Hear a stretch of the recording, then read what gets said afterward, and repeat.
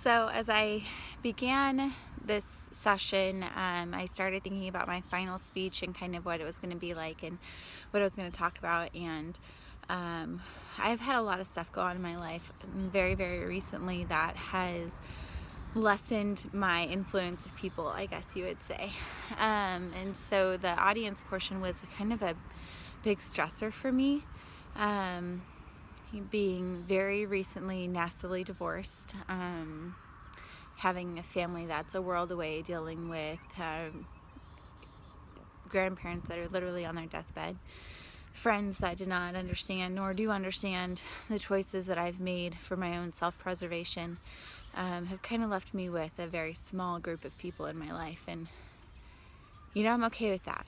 And so I know that this speech is required to have an audience, but unfortunately I don't have one. And I'm okay with that too. I'm at a point in my life where I'm happier and I have more peace than I did when I could get 20 people in a room. So as I began thinking about what I was going to talk about, the thing that kind of stuck out to me was the positivity that you have to keep in this negative world. You don't turn on the news because you're afraid of what you're going to hear, what kind of terrorist attack happened last, the political mess, the arguments. You don't go to family reunions because you can't handle the confrontation. You don't have real relationships with people because you can't. You worry about the fighting and the arguing. Psychology Today has a definition for a people pleaser, and it's a people pleaser is one of the nicest and most helpful people you know. They never say no. You can always count on them for a favor. In fact, they spend a great deal of time doing things for other people. They get their work done, help others with their work, make all the plans, and are always there for family members and friends. So far, this sounds like a good thing. Unfortunately, it can be an extremely unhealthy pattern of behavior. So for a people pleaser in a world that is so miserable and unhappy today, a world that is full of hatred and violence, where it has just become so normal we don't even notice it anymore, there are a couple things that we can do to help keep our positive, help people, love people attitude without becoming hardened and jaded. And that's kind of what I wanted to talk about. First of all, we have to define happiness. We could easily define it as somebody who's bubbly, smiles, or laughs a lot. That makes sense. You think of somebody that's happy, they're going to laugh, they're going to smile, they're going to be bubbly, they're going to be enjoyable to be around. But when you look at someone, you can almost instantly see if they're visually happy or visually miserable. The surface is just that, though. Most of the time when you see someone who appears to be miserable, they're legitimately miserable deep down in their souls. Happiness, however, can be faked. A smile isn't the same as a smile that lights up your eyes. Happiness can be found only surface deep. We can do our hair and makeup and dress a certain way, work out to keep our bodies looking a certain way, and for whatever reason, our culture says that she looks happy. However, someone who's overweight, unfit, and unkept is largely declared as miserable. What defines happiness? Who defines happiness? And what is our happiness set on? Ourselves? Our circumstance? Our religion? The people around us? Happiness is based on our circumstances, but joy is an emotion we can have even when there is no happiness. People let us down, and there will be wars and sickness and divorce and death. There will be hurt and pain in this world, but the Bible teaches us that God has taken over this world. He says, "But take heart, for I have overcome this world." Tony Dungy said, "You cannot control your circumstances. However, you can always control your attitude, approach, and response."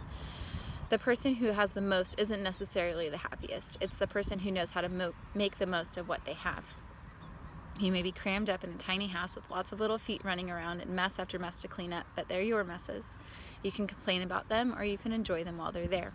This life is fleeting, and the more we realize that it is, whatever we have right now, this is the life we have. Enjoy it, make good use of it.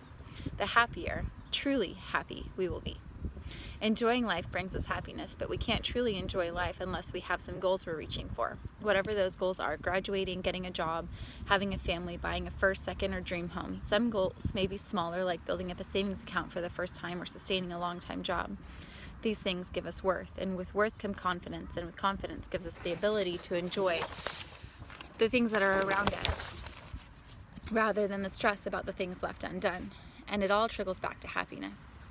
Finally, we want to define success. The corporate ladder would suggest that success is when you have reached the top. Promotions to being well known and valued and respected in a company. these people, they've had success in their jobs. And you could also look at their personal lives and see what kind of success they've had there. How are their marriages, relationships with family and friends? Then there's the opposite end of the spectrum, the stay-at-home mom whose husband is a late worker and kids go to public school. She has no college degree, but her house is kept well. Her kids are respected in the neighborhood and town for being polite and helpful and respectful. They help mow their elderly neighbor's yard, and they come home each night and have family dinner and devotions. Sounds like the Christian ideal right there. Success with business or success with family. Can there be both? You sacrifice one for the other?